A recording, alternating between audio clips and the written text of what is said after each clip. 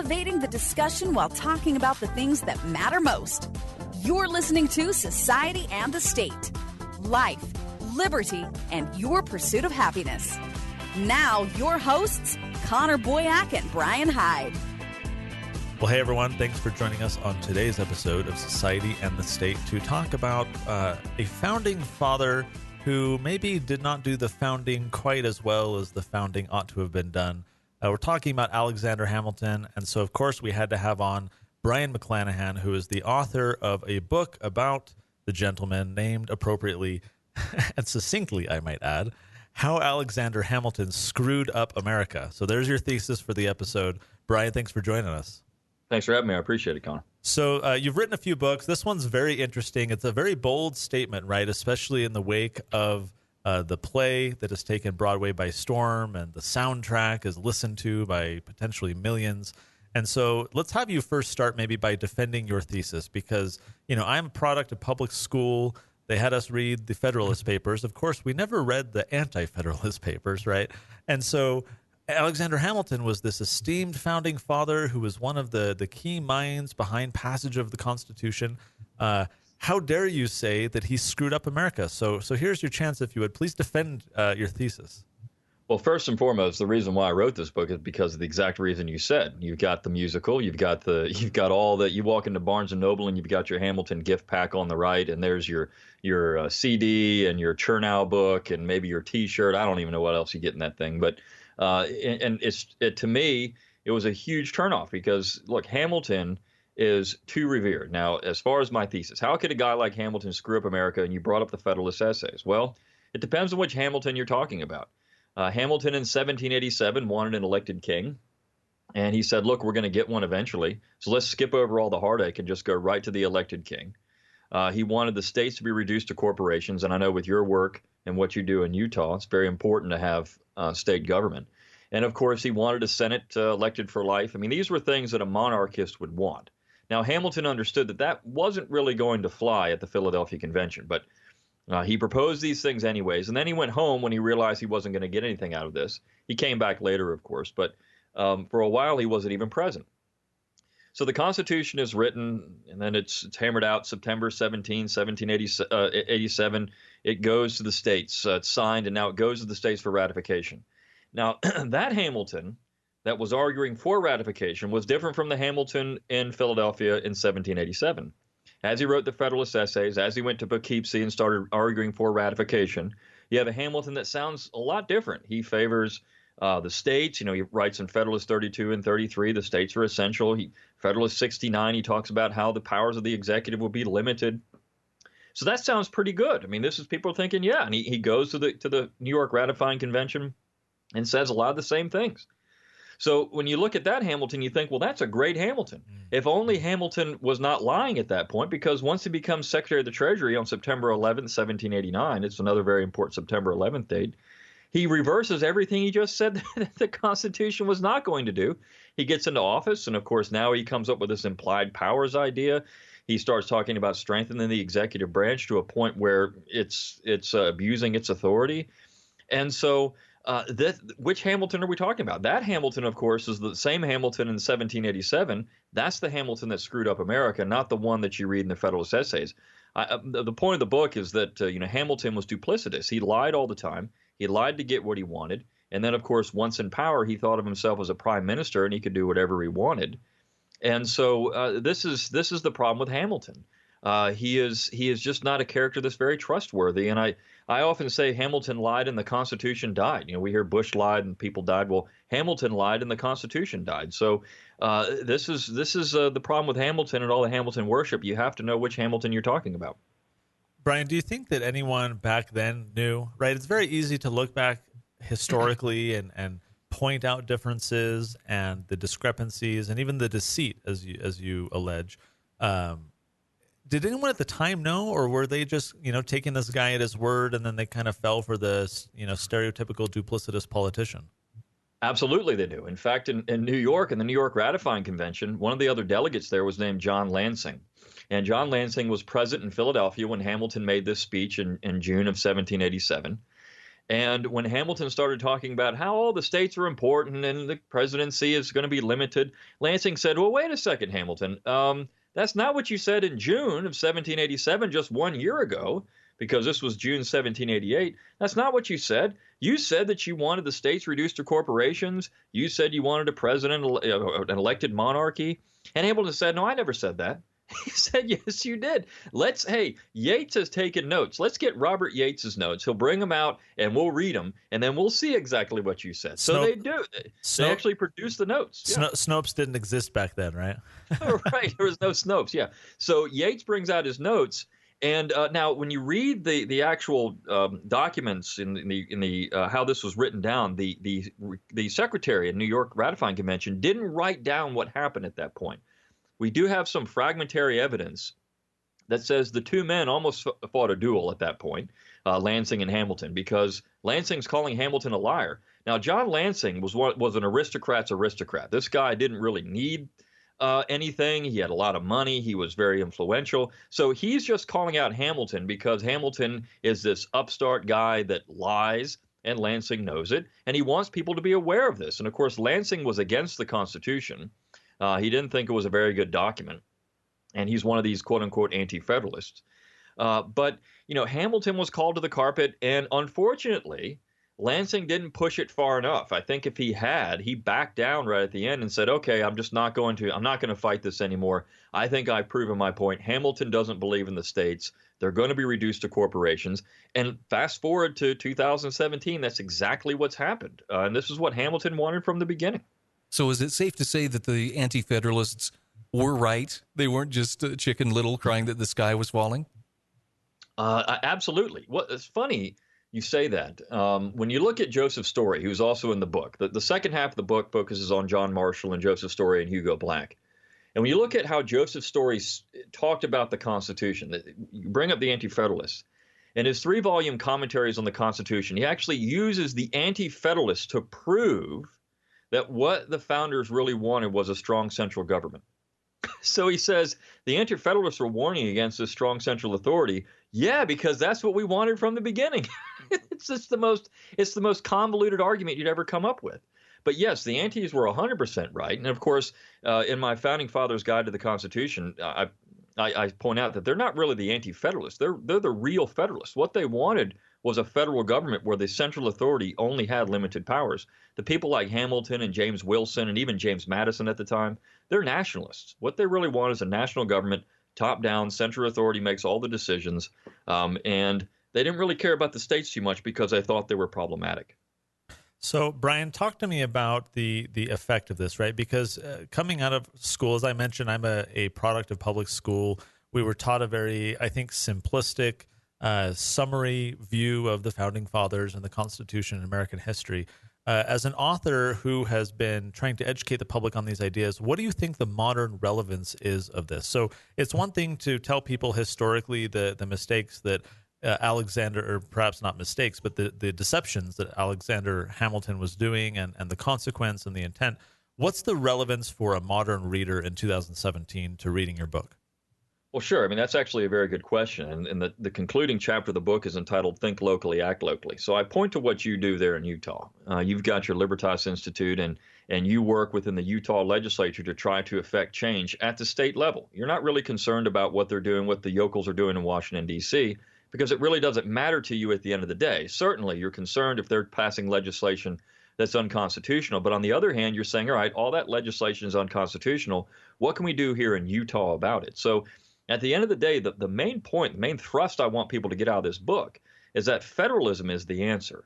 As we start looking at issues that are so important to us on our daily lives, whether it's education, whether it's our medical situation, we have insurance, we don't have insurance, what kind of medical care we get, things of that nature, the things that affect us every day, police, what the police do and don't do, these are all really local issues.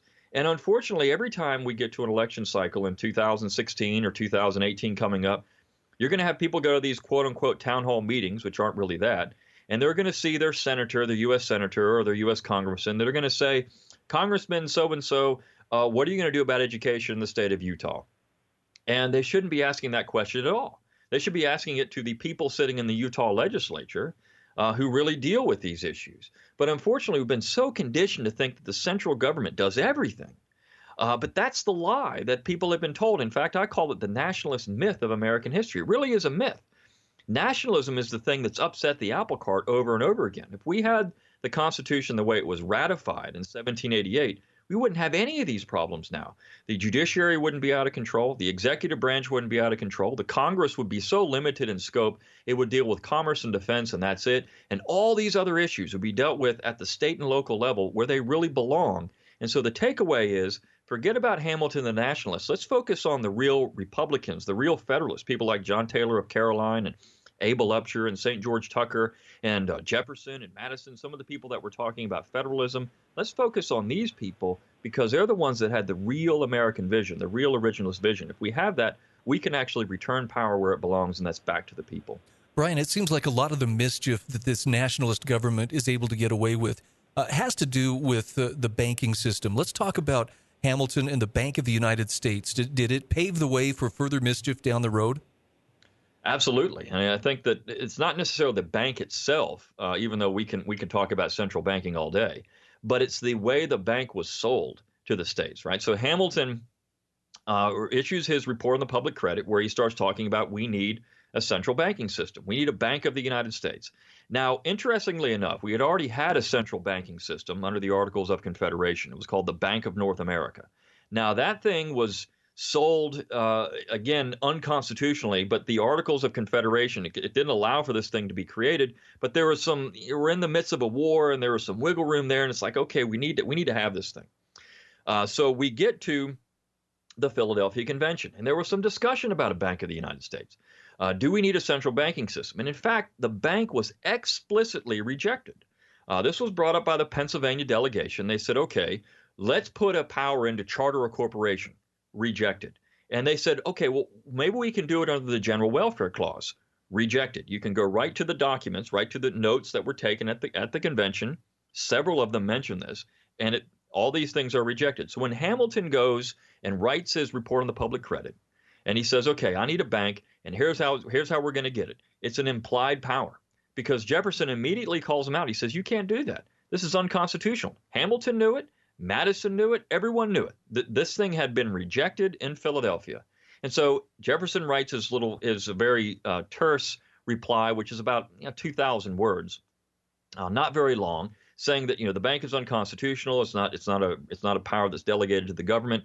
And of course, Hamilton rejoins with this massive 10,000 plus word essay where he comes out and says, well, I understand what you're saying, Jefferson, but you know what? The necessary and proper clause allows me to do this. Now, this is the exact opposite thing that he had said in 1788 when the Constitution was going for ratification. So it's the way the bank was sold in this implied powers idea that's so dangerous overall. It's not just the banking system. Again, we could talk about central banking, but it's how that central banking system was sold to the Congress, and of course then how it was foisted on the American public.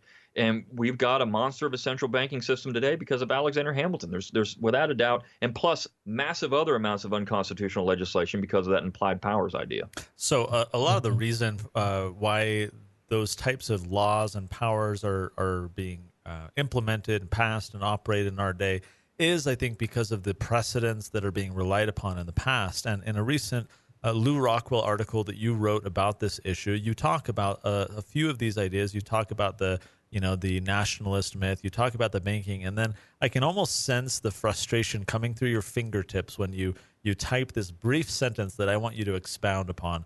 You say, American history has been turned upside down. So here you are as a historian, you're trying to right a wrong, you're trying to correct a popular myth. Expound on that. Are you frustrated? What's it like as a historian where everywhere around you see this popular interpretation of history that is flagrantly untrue? Well, I mean, I think gosh, that's a good question. I think I feel the same way all the Richmond Junto and the Jeffersonians felt when Hamilton's system was getting rammed down everyone's throat. And they're writing these essays and saying, my gosh, can't you see what's going to happen? This is going to kill everything. In fact, Spencer Rowan, one of my favorite people from Virginia, wrote that. Don't you see what's going to happen if you allow, and this was of course dealing with John Marshall, but if we all agree with this decision by John Marshall, the states are going to be reduced to nothing. Don't you see what's going to happen? And so the frustration was palpable. Everyone could see it in Virginia. Everyone was pressing it up to say the general government's going to be out of control. And so, yeah, when you go to the store and you see the Hamilton gift pack and you turn on, you look online, you got a Hamilton app now. There's a Hamilton app. I mean, come on. It's very frustrating. Or it's not just Hamilton. It's the Lincoln myth. It's it's this idea that the central government, we have one nation, indivisible. I mean, this stuff it's all around you all the time. And so it's very difficult to confront these things. However, I'm very encouraged because if we wouldn't have had this conversation 20 years ago at all. We wouldn't have had this conversation maybe 10 years ago. In 10 years, so many things have happened.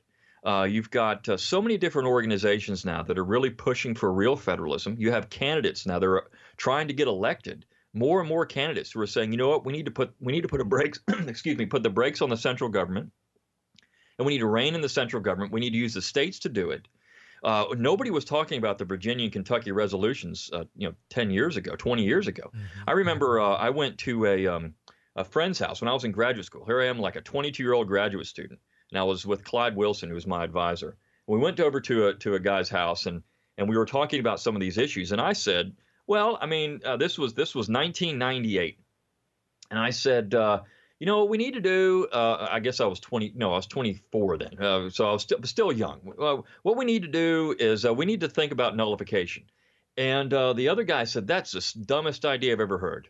No way. Nullification has never worked. Now, I'll never forget how Clyde Wilson reacted. He looked at the guy he was Clyde's age. So, Clyde was about 60 then. And he said, you're wrong. Nullification has worked every time it's been used. And that stuck with me. Because then I started thinking, yeah, I mean, this is what we need to do. Now, of course, still that time, 1999, 1998, nobody's talking about this stuff. Right. And so now 2017, everybody's talking about this stuff. I know you're working with that. You've got states that have just rejected, federal marijuana laws and other things. So everyone's talking about these things now. And so even though it seems like we're on the losing end all the time, you got the Hamilton play, you got the nationalists out there running around, and it seems like we're always losing, but I don't think so. I think we're persuading more and more people, and podcasts and the internet, it's the great equalizer and all this stuff. It does reach more people, and people are coming around to these ideas. So I do have a lot of hope, actually. It's not just sheer frustration. I'm fairly positive about some developments. Brion, you do a magnificent job of bringing to light the consolidationists who kept company, not just contemporary with Hamilton, but who actually followed in his footsteps, through American history. Who can we turn to get the polar opposite view? You mentioned Jefferson before, but are there some good non-consolidationists that we can turn to for intellectual ammunition as we go about trying to undo some of Hamilton's mischief? Absolutely. If you're looking just for the Constitution itself, I would recommend three. St. George Tucker, who wrote the first commentary on the Constitution, he wrote it very shortly after the ink dried, within just a couple of years. And so Tucker's book on the Constitution was actually used all over the place as a real definitive textbook on the Constitution. And St. George Tucker is a believer in the compact fact of the Constitution. So you have him. You have John Taylor of Caroline, who, even though he's hard to get through sometimes, my gosh, when you look at his New Views on the Constitution or Tyranny Unmasked or Erator, you look at some of these great books that he wrote, they just take apart the nationalist myth. And then, of course, you have Abel Upshur, who is also from Virginia, wrote a wonderful rebuttal to Joseph Story's commentaries on the Constitution, and has this really long 19th century title. But if you just look him up, you'll find it. So all these things are available for free online. That's the wonderful thing about online. All of these books I just mentioned, you can get them all for free. And so you've got those three guys. Plus you've got people like Thomas Ritchie in Virginia and Spencer Rowan in Virginia. You've got Philip Pendleton Barber, who just had a really wonderful biography written about him by a guy named William Belko. So you've got some real ammunition out there. Unfortunately, they're not the household names like Hamilton or the other nationalists. They're just not because they were on the losing side ultimately of not at the time, but after we turned 1865 in the last 150 years, their vision of America has been swept aside by nationalist vision of America. So that's the problem. But there's a lot of them out there if you just know where to look. Brian, final question for you. The story is often related of Benjamin Franklin coming out of the process of drafting the Constitution. A woman stops him and, Mr. Franklin, what have we got? And he says, "Oh, republic, if you can keep it." And the context in which I usually hear that story is an individual arguing that, much like many of the founding fathers, especially Washington, saying, we birthed this republic by, the hand of the Almighty, and only a moral and virtuous people can keep it. And so the context of the story is usually like, hey, it's on you to make sure, that you are, as part of society, living worthy and being virtuous and calling down, the blessings of the Almighty upon us, et cetera, et cetera.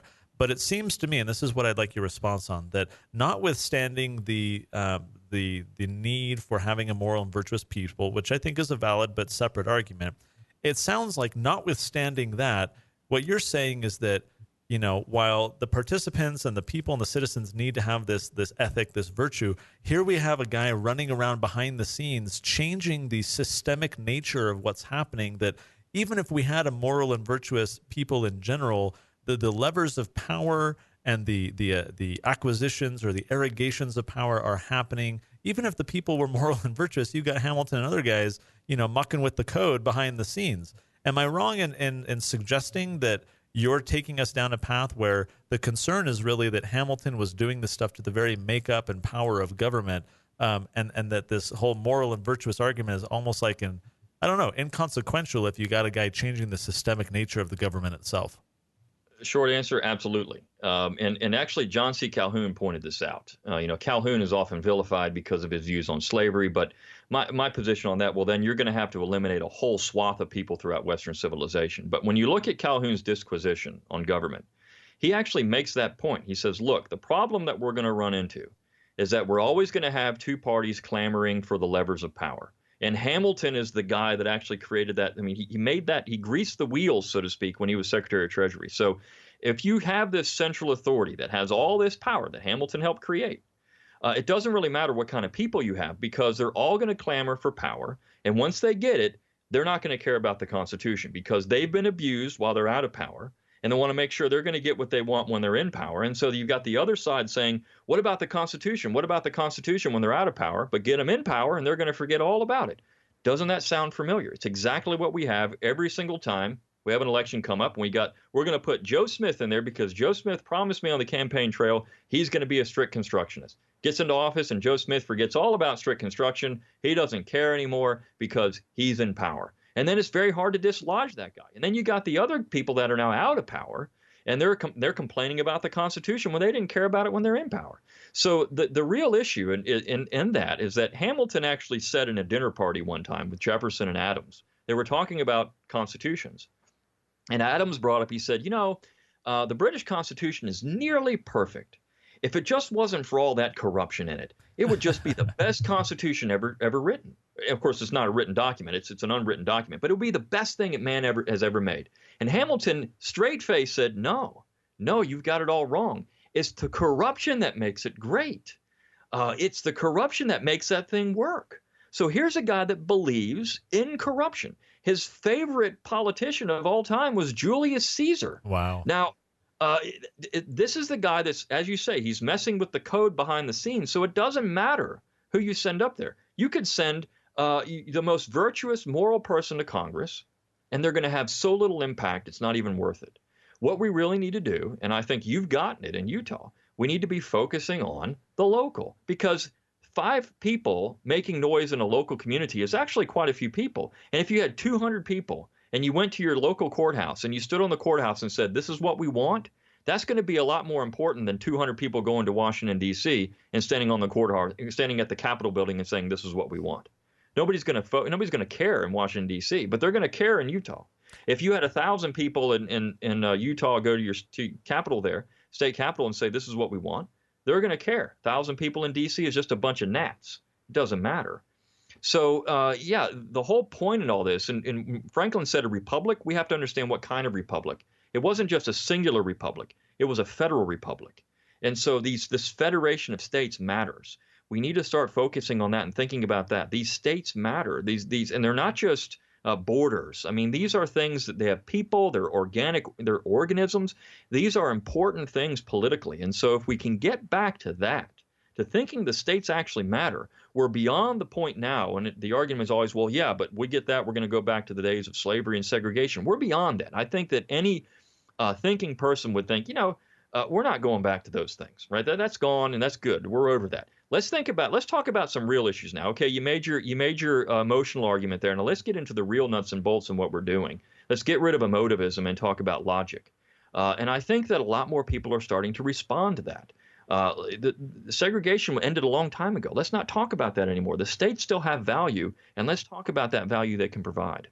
Well, Brian, this is certainly provocative, no doubt, and I'm often persuaded by the quote of those who don't learn from the past are condemned to repeat it. I think there's great value in books like yours in learning from how people in the past were mucking around with the system, because the same thing happens today, and notwithstanding the same thing happening today, the system we've inherited is the result of what happened. And if we want to change the system, or even if we just want to live the best we can, notwithstanding the system, we need to understand the nature of the system. We need to understand what it is, why it is, and certainly your book is going to help. We will link to it at today's show notes page, which is societyandthestate.com/37. Brian, we very much appreciate you coming on the show to join us to talk about it. Well, thanks a lot. I appreciate you having me. You've been listening to Society and the State. For show notes, archives, and more great content, visit societyandthestate.com.